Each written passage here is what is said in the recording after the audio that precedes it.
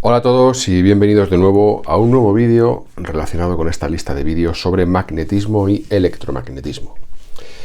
En esta ocasión vamos a ver un ejercicio que paso a dictaros a continuación. Vale. Dice que en esta figura, en este dibujo que vemos aquí, compuesto por un núcleo y un entrehierro con una bobina, dice que esta bobina tiene 500 vueltas, ¿vale? Alrededor de un núcleo, 500 vueltas, lo pongo aquí, alrededor de un núcleo que tiene una sección transversal, esta sección de 3 centímetros cuadrados, ¿vale? También nos dice que tiene una permeabilidad relativa de 400 y un radio medio de 6 centímetros, o sea, desde el centro hasta el centro de este toroidal son 6 centímetros, ¿vale? Nos dice que se desea establecer un flujo magnético de 5 por 10 a la menos 4, se desea establecer un flujo magnético de 5 por 10 a la menos 4 Weber, ¿vale? Un flujo magnético, insisto, de 5 por 10 a la menos 4 Weber, ¿vale? Y primeramente lo que me preguntan es las reluctancias, repito, las reluctancias, tanto en el núcleo ferromagnético como en el entrehierro. Antes de resolver esto, quiero dejar claro el concepto de reluctancia, que está en uno de los primeros vídeos de esta lista de vídeos, pero os lo vuelvo a recordar. La reluctancia en un circuito magnético es algo parecido conceptualmente a la resistencia en un circuito eléctrico, ¿vale? O sea, cuanta más resistencia hay en un circuito eléctrico, más difícil es el paso de la corriente eléctrica, ¿vale? Pues algo parecido pasa en un circuito magnético. Cuanto mayor es la reluctancia, pues más difícil es el paso de las líneas de fuerza magnética, ¿vale? Entonces son conceptos parecidos. Entonces, para el tema del magnetismo, ¿dónde pensáis que va a costar más que pasen las líneas de fuerza magnética? ¿A través del núcleo ferromagnético o a través del entrehierro de aire? Pues efectivamente cuesta mucho más que pasen las líneas de campo a través de un entrehierro de aire. Ya veremos más adelante, bueno, ya os lo muestro aquí, cómo la reluctancia del aire, fijaros, es 13 millones y pico, mientras que la del hierro es de 2 millones y pico, ¿vale? O sea, 5 veces más. ¿Ok? O sea, se demuestra que las líneas de campo magnético a través del aire les cuesta mucho más pasar que a través de un núcleo ferromagnético, ¿vale? Pero bueno, esa es la conclusión final. Ahora vamos a resolver el problema. Bueno, pues una vez que nos han dado estos datos que os he leído, pues como digo, nos piden calcular las reluctancias tanto en el núcleo como en el entrehierro. Cuando muchas veces nos dicen núcleo, no pensemos que es algo que está en el centro, sino núcleo se le llama a lo que es la propia sustancia ferromagnética, y entrehierro lo que tenemos aquí, ¿vale? El entrehierro, por cierto, tiene una separación de 0,5 centímetros o 5 milímetros, ¿de acuerdo? Venga, pues vamos a ver cómo resolveríamos esto. Bueno, pues para calcular las reluctancias tanto del núcleo como del entrehierro, pues directamente vamos a aplicar su fórmula, ¿vale? La fórmula de la reluctancia es igual a la fuerza magnetomotriz entre el flujo, ¿ok? Bueno, pues en el hierro sería la fuerza magnetomotriz en el hierro entre el flujo, y en el aire sería la fuerza magnetomotriz en el aire entre el flujo. El flujo, si os dais cuenta, es el mismo para ambos, ¿vale? Que nos lo dan como datos. Dice que se desea establecer un flujo magnético, ¿vale? Un flujo magnético de 5 por 10 a la menos 4 Weber. Por tanto, tanto para la reluctancia del hierro como para la del aire, en el denominador, que es el flujo, pondríamos lo mismo. 5 por 10 a la menos 4 Weber, y aquí lo mismo. ¿Veis? Por tanto, lo que tenemos que calcular para poder hallar la reluctancia de ambas sustancias, la del hierro y la del aire, es la fuerza electromotriz del hierro y la fuerza electromotriz del aire. ¿vale? Entonces, bueno, de igual modo que hemos procedido a hacer en ejercicios pasados, lo que vamos a hacer en este es calcular la fuerza electromotriz, como digo, primeramente la del hierro, luego la del aire. Bueno, pues la fuerza electromotriz del hierro tiene su fórmula, ¿vale? Que es la intensidad de campo magnético por la longitud que recorre ese campo magnético. Bueno, pues lo que vamos a hacer es primeramente calcular la intensidad de campo magnético, ¿vale?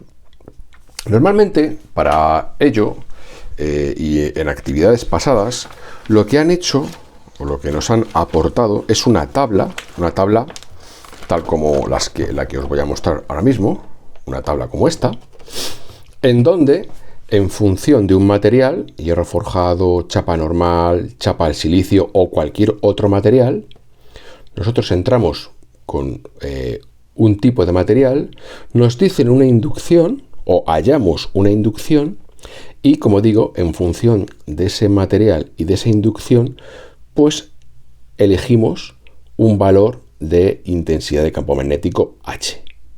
Pero es que en este caso, como habéis podido ver, según he leído el enunciado, no nos están hablando en ningún momento, ni nos están dando en ningún momento ningún dato de ningún material, ¿vale?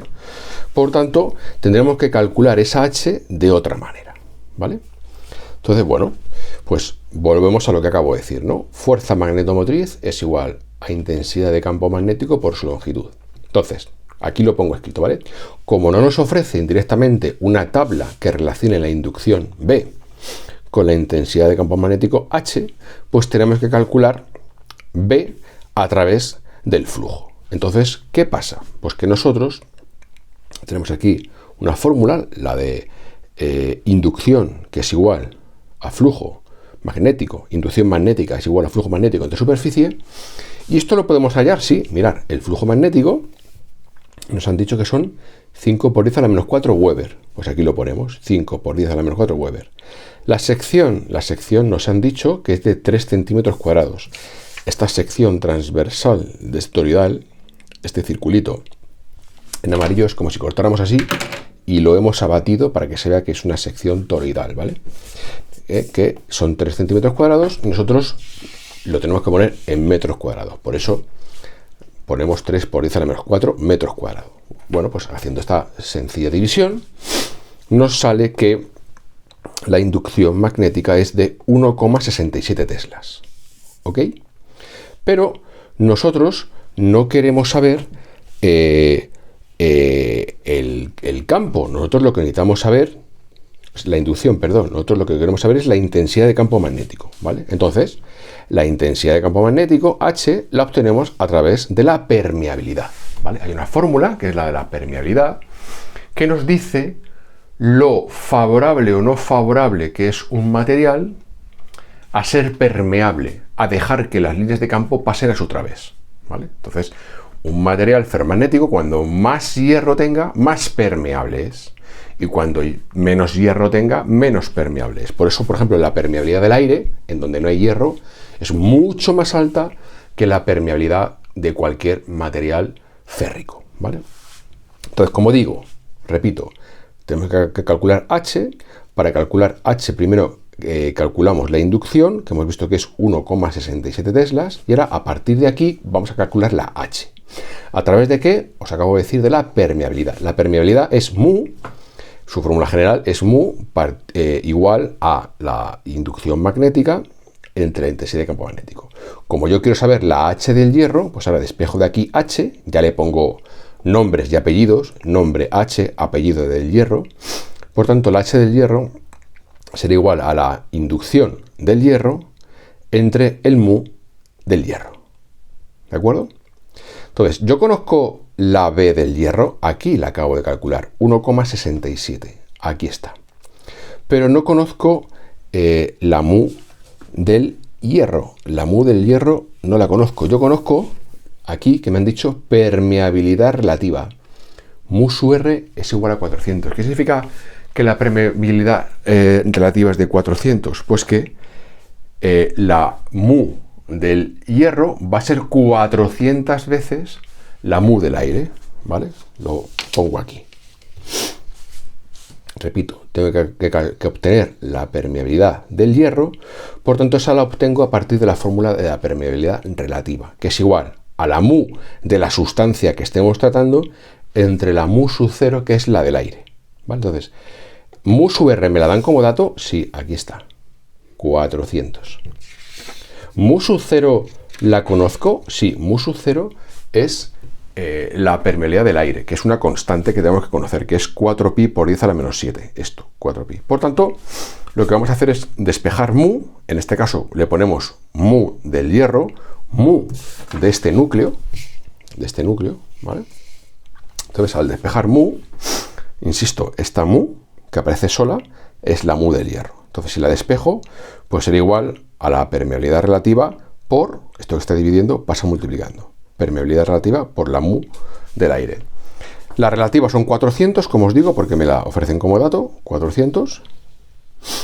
Y la mu sub 0 es una constante, que es la permeabilidad del aire, que es 4pi por 10 a la menos 7 henrios partido de metro. Por tanto, la permeabilidad del aire es 1,6 pi por 10 a la menos 4 henrios partido de metro. Esta permeabilidad del hierro es la que meto en esta fórmula de aquí para calcular H, ¿vale? Hago esta sencilla división y me sale que la intensidad de campo del campo magnético del hierro es 3.322 amperes-vuelta partido de metro. Y ahora que he calculado H del hierro, la puedo meter aquí para calcular su fuerza electromotriz. Por tanto, H del hierro, que son estos 3.322, aquí están, por la longitud del hierro. Claro, ¿y cuál es la longitud del hierro? La longitud del hierro es esta, chicos, es esta. Desde este punto, recorriendo por su fibra neutra todo el toroidal, hasta este punto. O, dicho de otra manera, toda esta circunferencia, menos este cachito del aire. Bueno, todo el mundo sabe, o deberíamos saber, que la longitud de una circunferencia es igual a 2πr. Por tanto, sustituyo, ¿vale? 2πr, pues sería 2 por pi por r. ¿Cuánto es r? R nos han dicho que el radio medio son 6 centímetros. Pues yo pongo 2pi por 6, ¿de acuerdo? Y le resto la del aire, que son 0,5 centímetros. Le resto la del aire. Todo ello lo multiplico por 10 a la menos 2 o lo divido entre 100 para pasar de centímetros a metros. ¿De acuerdo?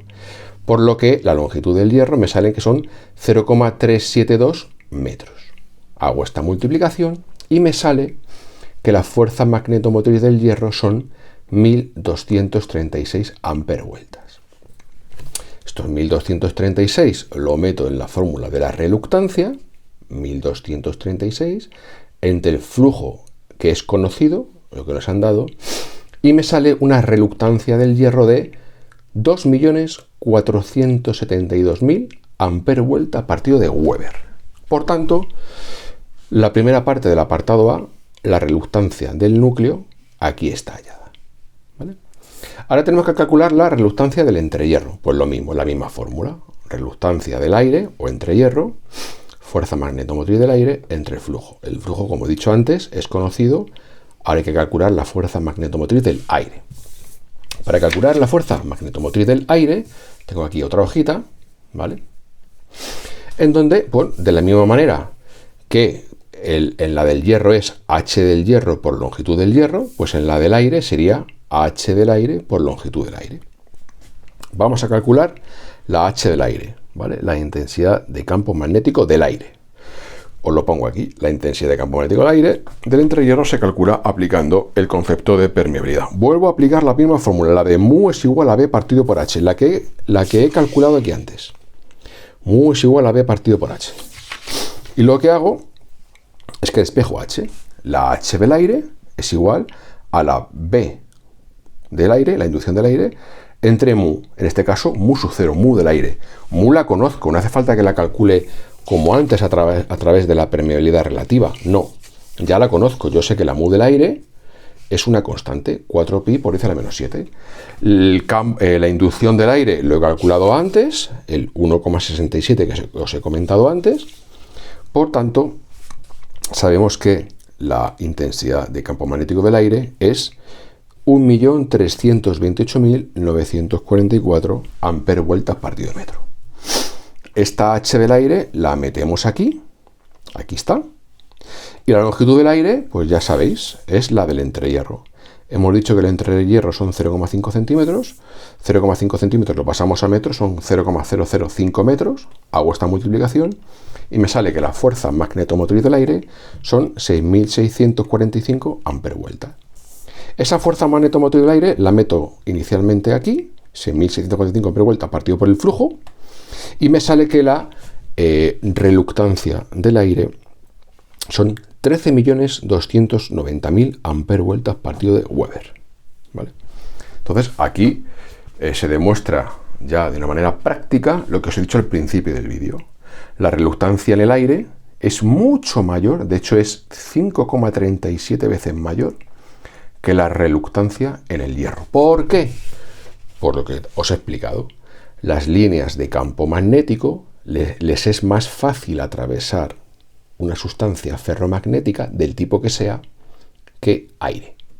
Por eso la reluctancia en el aire me sale mucho mayor que en el hierro, porque por el aire presenta mucha más dificultad al paso de esas líneas de fuerza que en el hierro. ¿Vale? Por tanto, el apartado A, que lo que nos ha pedido es calcular las reluctancias en el núcleo, o sea, en el hierro, ¿vale? Sustancia ferromagnética, y en el entrehierro ya están calculadas. Aquí están calculadas. Bueno, ¿qué más nos dice el enunciado? El enunciado nos dice, tiene un apartado B, en el que lo que nos dice, un segundito que lo busco, tiene un apartado B que nos dice que calculemos, nos dice que calculemos la corriente necesaria en el hilo de la bobina. Corriente necesaria en el hilo de la bobina. ¿Vale? Aquí tenemos, ¿vale?, una bobina, pues lo que nos está pidiendo es la corriente que es necesaria que atraviese esta bobina para cumplir las condiciones del problema, que básicamente son que haya un flujo de 5 por 10 a la menos 4 Weber. ¿Vale? Entonces, ¿cómo calculamos esa intensidad? Pues para obtenerla partimos de la fórmula de la fuerza magnetomotriz. ¿Vale? La fuerza magnetomotriz es igual al número de vueltas por la intensidad. Yo despejo la intensidad y eso va a ser igual a la fuerza magnetomotriz total de todo el circuito, tanto del hierro como del aire, entre el número de vueltas. El número de vueltas lo conozco porque nos lo han dado aquí, 500 vueltas, aquí está, pero la fuerza magnetomotriz total, esa no la conozco, ¿vale? Entonces nos lo piden en un apartado B, pero no lo conozco. ¿Qué pasa? Que en el apartado C de este ejercicio, ahora lo que me dicen es que calcule la fuerza magnetomotriz del núcleo y del entrehierro. O sea, sé precisamente esto. Por tanto, el apartado B no lo puedo contestar hasta que no haga el apartado C. Entonces, ya sabéis que el apartado B es esta fórmula, que ahora os lo voy a enseñar. Tenemos que calcular la fuerza magnetomotriz, esta de aquí, ¿vale? Entonces, es muy sencillo. La fuerza magnetomotriz total, esta de aquí, va a ser igual a la fuerza magnetomotriz del hierro más la fuerza magnetomotriz del aire. Y resulta que eso lo he calculado en el apartado A. ¿Veis? Fuerza magnetomotriz del hierro, 1238, aquí está, son 36, 1236, más la del aire, que la del aire resulta que la hemos calculado por aquí, la fuerza magnetomotriz del aire, que es 6.645. 6.645. Por tanto, la fuerza magnetomotriz total son 7.881 amperes-vueltas. ¿Vale? Por tanto, vuelvo a ese apartado B donde me pedía calcular la intensidad y esta fuerza magnetomotriz de 7.881 amperes-vueltas la pongo en el numerador, la divido entre el número de vueltas y me sale que va a ser necesaria una intensidad de 15,8 amperios. O sea,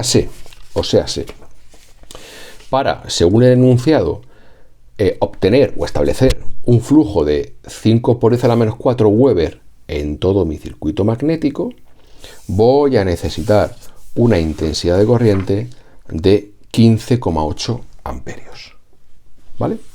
Y por último, lo último que me pide el problema, el apartado D, es el módulo de inducción magnética B en el entrehierro, o sea, sé la B en el entrehierro.